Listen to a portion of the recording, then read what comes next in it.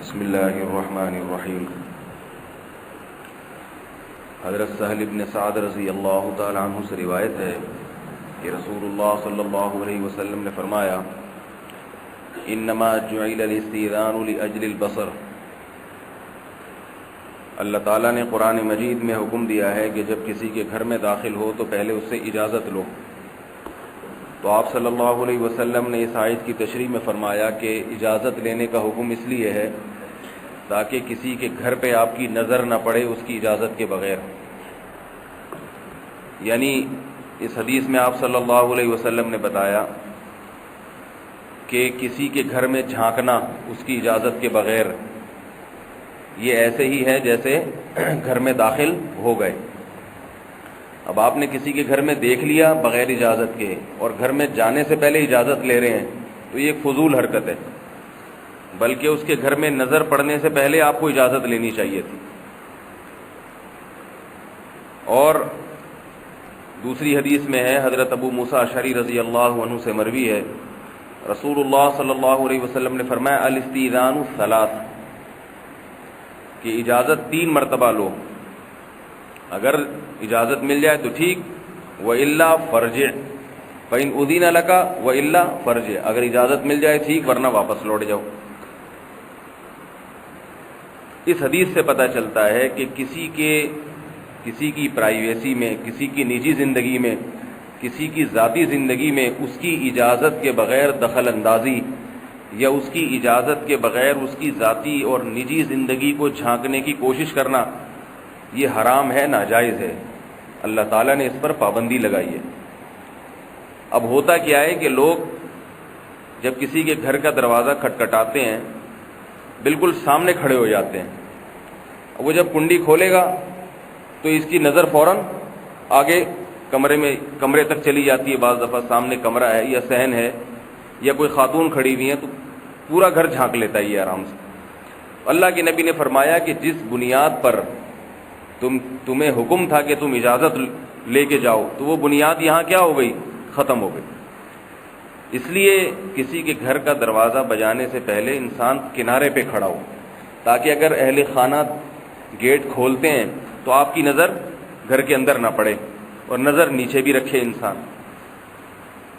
ایک اور روایت میں آتا ہے کہ نبی صلی اللہ علیہ وسلم نے فرمایا، اگر کوئی تمہارے گھر میں تمہاری اجازت کے بغیر جھانکے تو کنکر اٹھا کے اس کو مارو، اگر اس کی آنکھ پھوٹ جائے گی تو تم پر ضمان نہیں ہے۔ کوئی جھانک رہا ہے نا آپ کے گھر میں، کہیں سے بھی جھانکنے کی کوشش کر رہے، دوربین لگا کے یا ویسے ہی کہیں ادھر اسے جھانکا تاکہ پہ لگا ہوا ہے، تو آپ صلی اللہ علیہ وسلم نے کیا فرمایا کہ کنکر اٹھا کے اس کے مار دو، اور اگر اس کی آنکھ پہ لگ جاتا ہے تو دیت نہیں ہے۔ تو اتنی شدید اس پہ تنبیہ ہے کہ کسی کے ذاتی معاملات میں دخل اندازی، یہ بھی آپ صلی اللہ علیہ وسلم کے اخلاق ہیں، اور آپس میں رہن سہن اور معاشرت کے جو آداب آپ صلی اللہ علیہ وسلم نے بتائے ہیں ان میں یہ بھی بہت بڑا اصول ہے کہ کسی کی نجی زندگی میں آپ دخل اندازی کی کوشش نہ کریں۔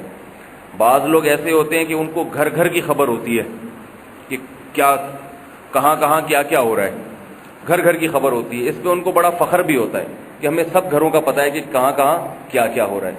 تو یہ کوئی خوشی کی بات نہیں ہے، کمال کی بات نہیں ہے۔ انسان کو صرف اپنے گھر کا علم ہونا چاہیے کہ میرے گھر میں کیا ہو رہا ہے، باقی کس کے گھر میں کیا ہو رہا ہے اس سے جتنا جاہل رہے گا اتنا ہی اچھا ہے، پتہ ہی نہ ہو کس کے گھر میں کیا ہو رہا ہے۔ یہ حالات ہوتے ہیں بعض لوگوں کے، جب انسان دوسروں کے گھروں میں جھانکتا ہے اور ایک ایک گھر کی خبر رکھتا ہے تو اللہ اسے اپنے گھر سے غافل کر دیتا ہے۔ اپنے عیوب پر نظر ہونی چاہیے، اپنے گھر پہ نظر ہونی چاہیے، کس کے گھر میں کیا ہو رہا ہے، کون کیا کر رہا ہے۔ اس سے جتنا جاہل رہے گا اتنا ہی اچھا ہے، یہ اللہ اس کے رسول کا حکم ہے۔ یہاں ایک یہ بھی بات بتا دوں کہ بعض لوگوں کو کبھی موبائل دیا جاتا ہے نا تو وہ موبائل میں ان باکس میں جا کے SMS پڑھنا شروع کر دیتے ہیں۔ یہ بھی اجازت نہیں ہے کہ آپ کسی کی اجازت کے بغیر اس کے SMS دیکھنا شروع کر دیں۔ آپ نے کسی کو اپنا کمپیوٹر استعمال کے لیے دیا، اس نے سارے فولڈر کھول کے دیکھنا شروع کر دیے، بھئی کون سے گانے شوق سے سنتے ہیں یہ، اور کس کی جو ہے نا کیا انہوں نے چیزیں سیو کر کے رکھی ہوئی ہیں۔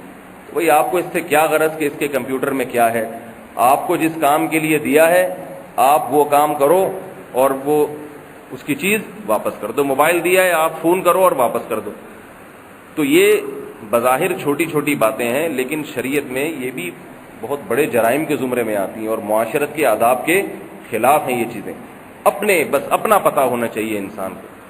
تو یہاں ایک اور بات ہے، دیکھیں انگریزوں کے اصولوں میں اور طور طریقوں میں اور اسلام کے اصولوں میں بہت فرق ہے. انگریزوں کے ہاں اصول یہ ہے کہ آپ کسی کے کمرے کے دروازے پہ آ کے کھڑے ہو جائیں اور پھر اجازت لیں کہ مے آئی کمنگ، پھر آپ آ کے پوچھتے ہیں کہ کیا میں اندر آ سکتا ہوں. بھائی آ تو گئے ہو، اب جھانک تو لیا تم نے سارا، اب کیا اجازت مانگ رہے ہو کہ میں اندر آ سکتا ہوں کہ نہیں آ سکتا. شریعت میں ایسے نہیں ہے. شریعت میں یہ ہے کہ آپ دروازے پہ کھڑے ہونے سے پہلے پوچھیں، کیونکہ ممکن ہے اکیلا کمرے میں ایک آدمی بیٹھا ہوتا ہے، بے تکلف ہو کے بیٹھا ہوتا ہے، بعض دفعہ ایسی پوزیشن میں ہوتا ہے کہ وہ نہیں چاہتا کہ اس حالت میں مجھے کوئی دیکھے. تو اس حالت تک پہنچنے سے پہلے آپ نے اس سے اجازت لینی ہے، مے آئی کمنگ کہنا ہے، باہر سے آواز دینی ہے. وہ اندر سے سر سنیں گے، وہ کہیں گے ہاں بھائی، سیدھے ہو کے بیٹھ جائیں گے. ناک میں اگر انگلی گھما رہے تھے اور کان میں تنکا گھما رہے تھے تو کہیں گے بھائی ابھی کوئی شخص ملنے کے لیے آ رہا ہے تو میں ذرا سلیقے سے بیٹھ جاؤں، تو وہ آپ کو آنے کی اجازت دے دے گا. تو یہ جو ایک ادب ہے نا، جو آفسوں میں سکھایا جاتا ہے، بچوں کو کلاس میں سکھایا جاتا ہے کہ کلاس کے دروازے پہ کھڑے ہو کر ٹیچر سے پوچھیں مے آئی کمنگ، تو یہ بھی غلط ہے، یہ شریعت کے آداب میں سے نہیں ہے.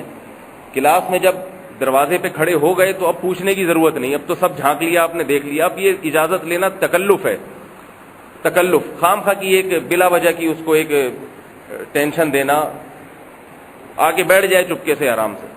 تو یہ وہ آداب ہیں جو نبی صلی اللہ علیہ وسلم نے سکھائے ہیں، اور آپ صلی اللہ علیہ وسلم اگر کوئی شخص ان آداب کی رعایت نہیں کرتا تھا اسے واپس بھیج دیا کرتے تھے کہ دوبارہ ان آداب کی رعایت کر کے گھر میں داخل ہو. تو کسی کے گھر میں جھانکنا، کھڑکی سے دیکھنا، دروازے سے جھانکنے کی کوشش کرنا، SMS پڑھنا، کسی کی تحریریں پڑھنا اور کسی سے کسی کے گھر کے حالات پوچھنا، یہ بھی بہت ہوتا ہے. بٹھا کے پوچھ رہے ہوتے ہیں بتا بھائی وہ کیا ہوا، ان کے گھر میں اس دن آواز آ رہی تھی بڑی لڑنے کی میاں بیوی کی، تو چکر کچھ معلوم ہے، کچھ پتہ ہے کیا ہو رہا تھا. اس دن ان کے گھر میں بیلن گرنے کی آواز آئی تھی بہت زور سے، اور میاں صاحب سر پہ ہاتھ رکھ کے باہر نکلے تھے، کچھ سرور پھٹائے لگتا ہے، تو ذرا تحقیق کرنا یہ ہوا کیا ہے، بیگم نے مارا ہے یا کیا ہوا ہے. تو تجسس ہوتا ہے. تو یہ ساری چیزیں حرام ہیں. ان تمام چیزوں پر اللہ اس کے رسول صلی اللہ علیہ وسلم نے پابندی لگائی. اللہ تعالیٰ سمجھنے کی، عمل کی توفیق عطا فرمائے.